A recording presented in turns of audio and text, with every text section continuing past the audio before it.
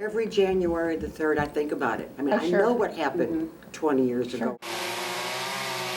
In school, knowing your history is important. When the warning siren sounded, I rushed to the front door and looked outside. Not only the good, I didn't know what I expected to see.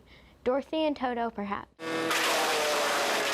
but also the bad. At this school on this day 20 years ago, an F3 tornado was bearing down with still more than 75 students inside. You could hear the roof being pulled off, just ripping the It does roof sound of the like a gym. freight train going over a building.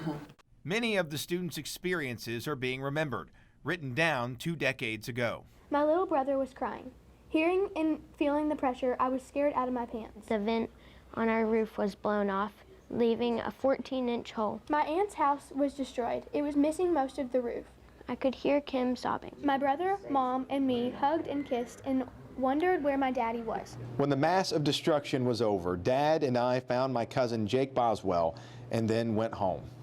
Just like my cousin described, this is exactly where I was 20 years ago, fearing for my life, hunkered down in a hallway when the tornado ripped through this school. But lucky for me, my cousin, and dozens of other students in this school, there was a group of teachers willing to risk their lives to keep us safe. I can remember just laying on top of the kids and they were moaning, just a moaning sound, and thinking if somebody gets sucked up into this tornado, if somebody gets blown away, I'd rather it be me. On the anniversary of the storm that almost tore them apart, these educators are still together. I remember carrying a little girl out on my back because she had lost her shoes. What was supposed to be an interview brought back memories so vivid, it becomes a conversation. I just broke down.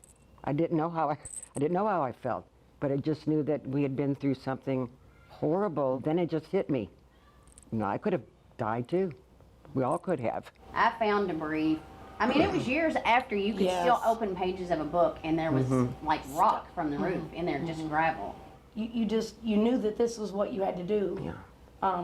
And we've always been that way through any Situation that came along. We've always been that way. We're so tight.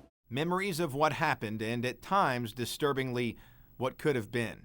We were so blessed that no one was hurt. Yes. I mean, you know, we look back 20 years and we had all this like loss of material things, but just think of what a dark day it would have been if someone had been hurt, a child. Just down the street, things were equally chaotic at Apollo High School. One thing I will say, we were flying by the seat of our pants. The building took a direct hit from the 180-mile-per-hour winds. That corner of the gym probably saved it from being a much bigger catastrophe. From what the weather experts told us, the tornado hit the top of that gym and took the roof off coming from the southwest, but it caused the tornado to bounce up. Managing the emergency alongside Principal Dale Stewart that day was Assistant Principal Stan Scott.